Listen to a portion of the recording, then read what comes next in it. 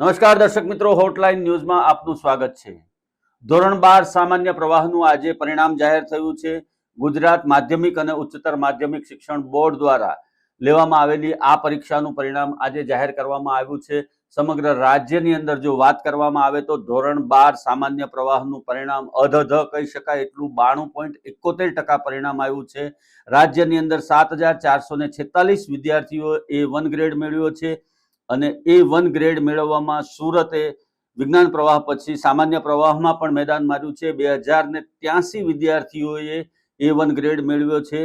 દક્ષિણ ગુજરાતના વિવિધ જિલ્લાઓના પરિણામો અને A1 ગ્રેડની વાત કરવામાં આવે તો સુરતનું પરિણામ 93.46% છે અને A1 ગ્રેડની અંદર 2083 વિદ્યાર્થીઓ આવે છે। તાપી જિલ્લાનું પરિણામ 95.89% છે। A1 ગ્રેડમાં 9 વિદ્યાર્થી આવે છે। નવસારી જિલ્લાનું પરિણામ 95.13% છે। A1 ગ્રેડમાં 89 વિદ્યાર્થીઓ આવે છે। વલસાડનું પરિણામ 90.39% છે અને A1 ગ્રેડમાં 50 વિદ્યાર્થીઓ આવે છે।